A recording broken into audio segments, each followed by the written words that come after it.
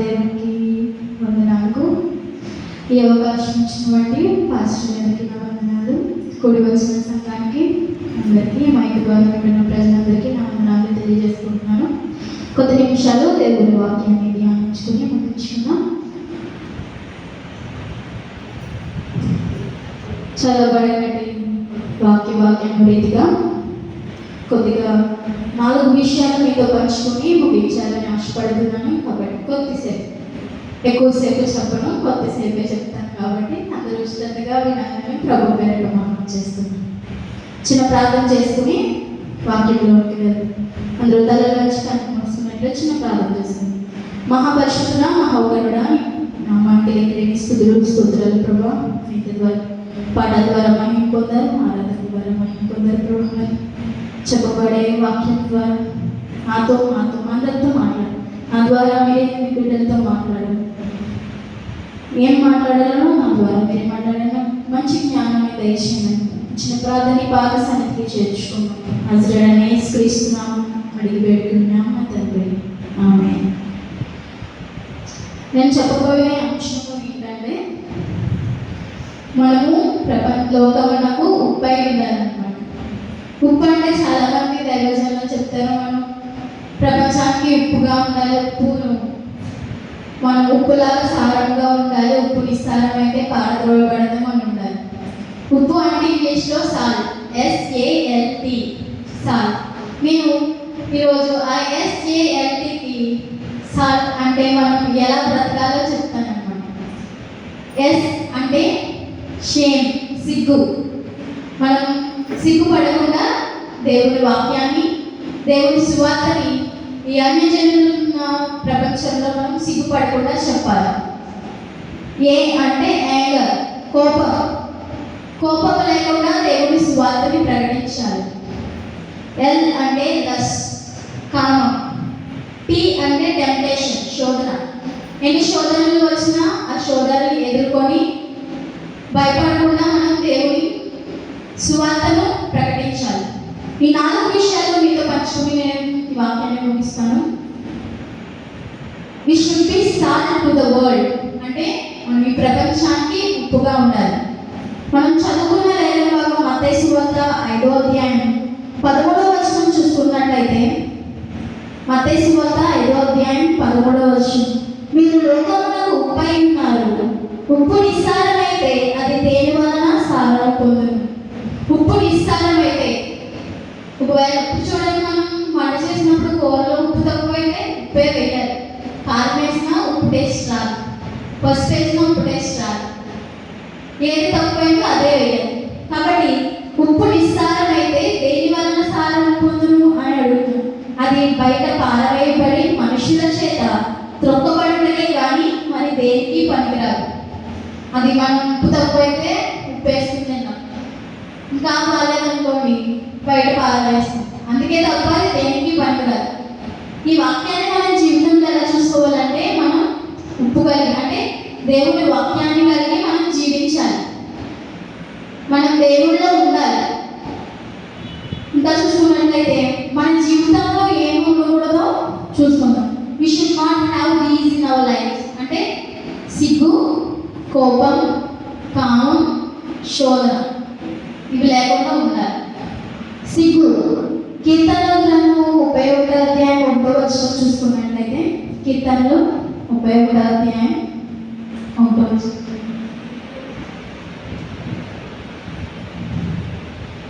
కీర్తనలు 31:1. ఎవరైనా చదవండి. యెహోవా, నీ శరణు దొచ్చి ఉన్నాను, నన్నెన్నడూ సిగ్గుపడలేకుము, నీ నీతిని బట్టి నన్ను రక్షించు.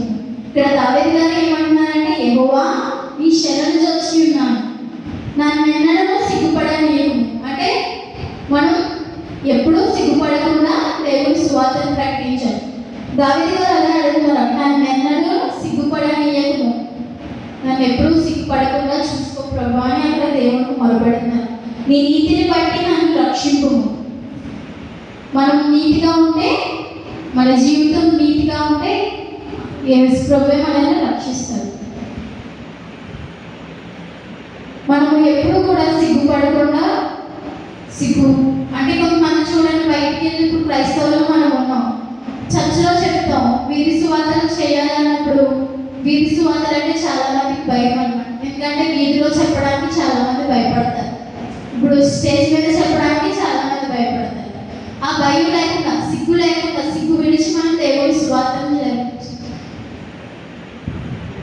అన్ని జనులు ఉంటారు, వాళ్ళు ఏం చేస్తారు, విగ్రహారాధన చేస్తున్నప్పుడు వాళ్ళ దేవుడిని వీధుల చుట్టూ ఊరేగిస్తారు.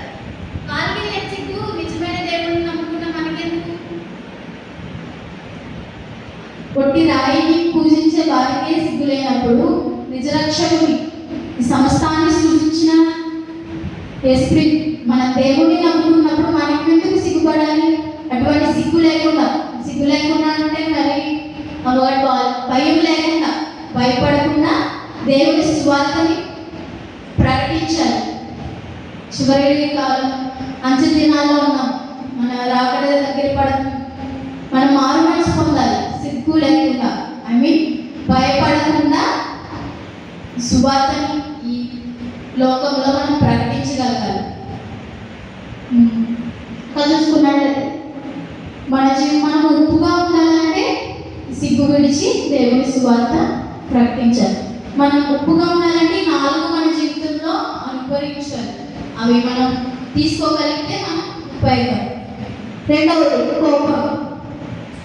ఎఫెసీయులకు రాసిన పత్రిక 4వ అధ్యాయం 26వ వచనం. ఎఫెసీ పత్రిక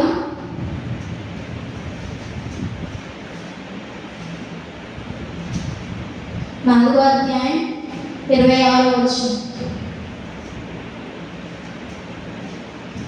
కోపపడుడి కానీ పాపము చేయకుడి, సూర్యుడు అస్తమించే వరకు మీ కోపము నిలిచి ఉండకూడదు. ఇక్కడ ఏం చెప్తున్నానంటే, కోపపడండి కానీ పాపం చేయకూడదు. తన కోపమే తనకి శత్రువు. మనం కోపము తగ్గించుకుని ఉండాలి. క్రైస్తవులు మనం తక్కువ మాట్లాడాలి, ఎక్కువ వినాలి. క్రైస్తవులు ఏం చేయాలంటే తక్కువ మాట్లాడాలి, ఎక్కువ వినాలి.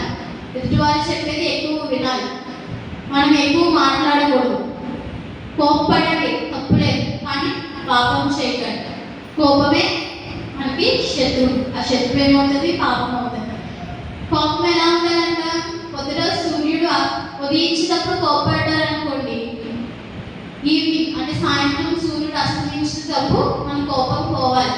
అలా పోకపోతే అది మరలా సూర్యుడు ఉదయించినప్పటికీ అది మనకి కోపం ఏమవుతుంది? కక్ష అవుతుంది.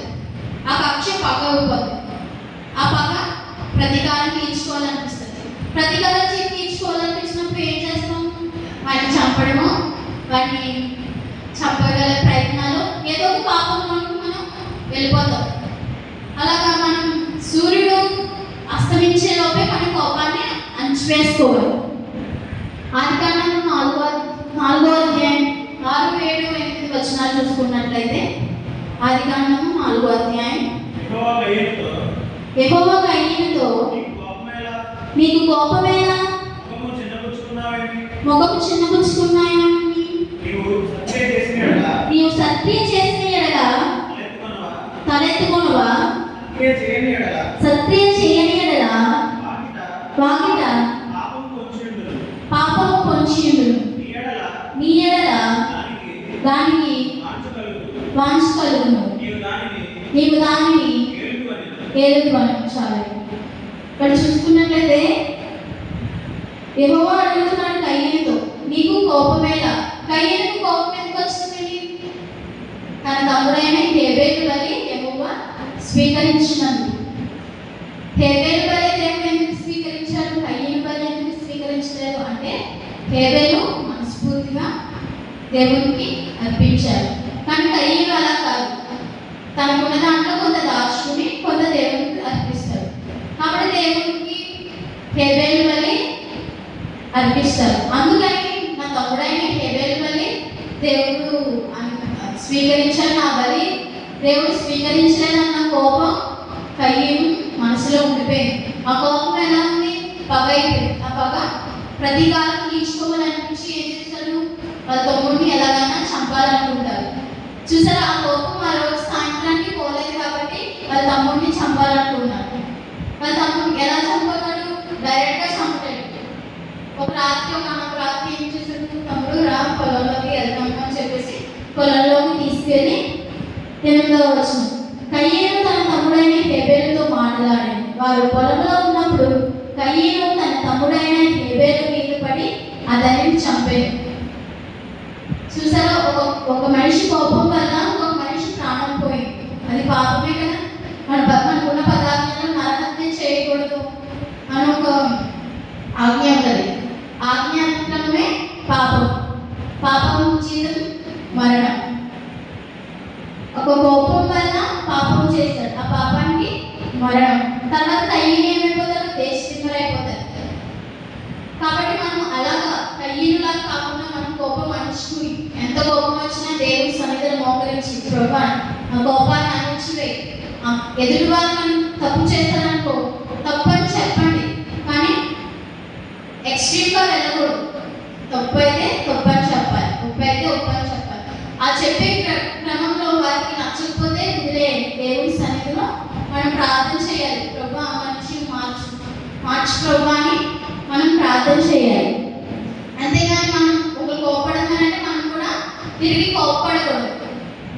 ఇంకా చూసుకున్నట్లయితే యాకోబు పత్రిక 1వ అధ్యాయం 9వ వచనం,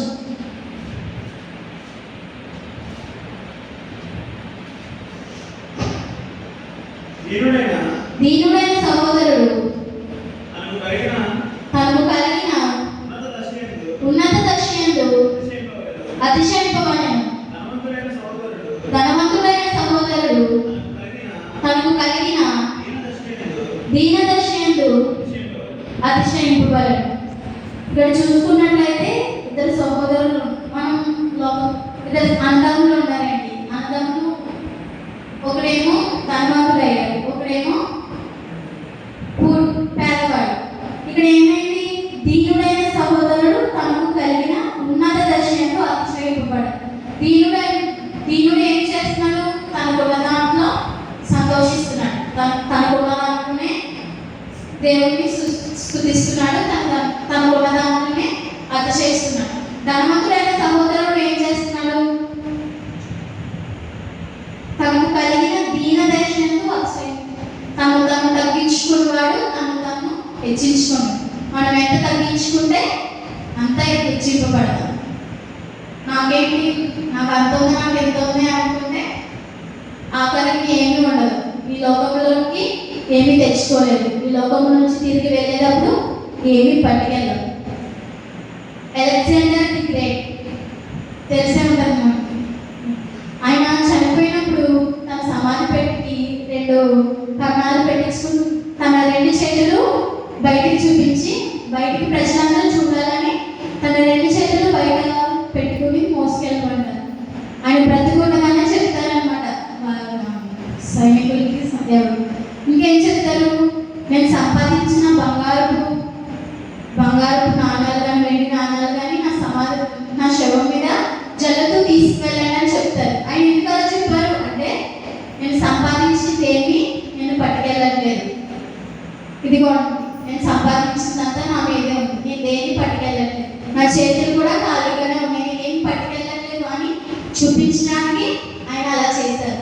అప్పటి నుంచే మొదలైంది ఎవరైనా చనిపోయినప్పుడు తీసుకెళ్ళినప్పుడు డబ్బులు చల్లడం. అలెగ్జాండర్ ది గ్రేట్ అలాగా మనం ఈ లోకంలోకి ఏమీ తెచ్చుకోలేదు, ఏమీ పట్టుకెళ్ళదు. మనకున్న దాంట్లోనే మనం అతిశయపడాలి. ఎదుటి వాళ్ళని మనం ఆశించకూడదు. అలా ఆశిస్తే మనకి తప్పు అవుతుంది. మనకి ఏం కావాలో దేవుడికి తెలుసు. మనం సృజించిన దేవుడికి మనకి ఏం కావాలో తెలీదా? ఖచ్చితంగా తెలుస్తుంది.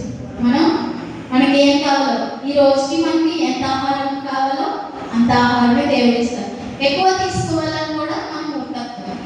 నాకు ఇంకా కావాలి, ఇంకా ఇవ్వు అనడం మన మూర్ఖత్వం అవుతుంది. కాబట్టి మనం ఎంతలో ఉన్నామో మనకున్న దాంట్లోనే మనం సంతోషించాలి. దాన్ని బట్టి మనం దేవుడిని స్తుతించాలి. ప్రభువా ఈ రోజుకి ఇచ్చావు, ఇందుని బట్టి నీకు కృతజ్ఞతలు చెల్లిస్తున్నాను అని తగ్గించుకోవాలి. వచనం చూసుకున్నట్లయితే సామెతలు 14వ అధ్యాయం 29వ వచనం.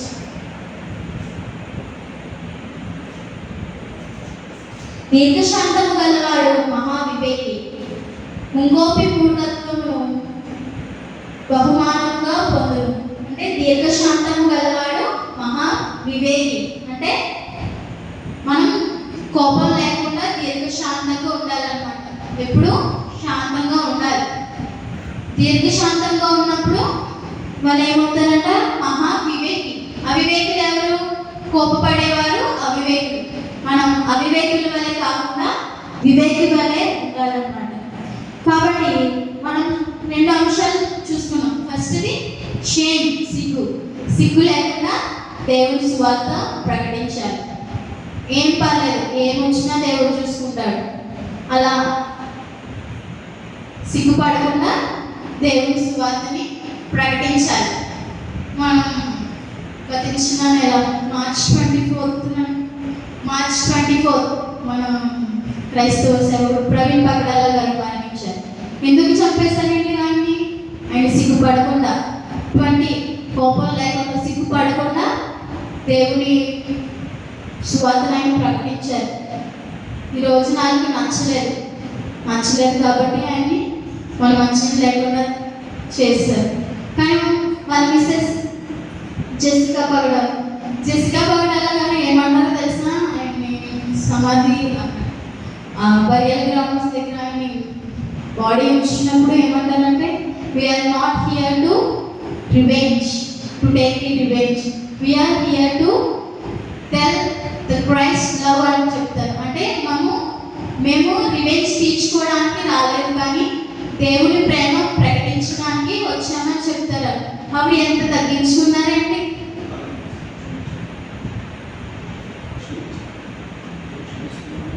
మేము క్షమిస్తున్నాము, ఎవరు రివెంజ్ తీర్చుకోవద్దని చెప్పారు. మనం ఆవిడ ఎంత ఉంటారండి, ఎంత చదువుకున్న వాళ్ళు, ఆవిడకి ఎంత ఆస్తి, వాళ్ళకి చంపించిన వాళ్ళని చంపడం ఎంతసేపు కాదు. కానీ ఆవిడ దేవుని ప్రేమ అంటే అలా ఉంటుంది అనమాట. మనం దేవుని ప్రేమ పొందుకొని అలా ఉండాలి. ఆవిడకి కోపం లేదు, ఆవిడకి ఎటువంటి కోపం లేదు. వాళ్ళ భర్తని చంపించారని తెలుసు, చంపేశారని తెలుసు, కానీ క్షమిద్దాం, ఫర్గివ్ అని అంటారు ఆవిడ. కాబట్టి అటువంటి మనసు మనకు ఉండాలి. ఇంకొకటి లస్ట్, కామం. మత్తయి సువార్త 5వ అధ్యాయం 28వ వచనం.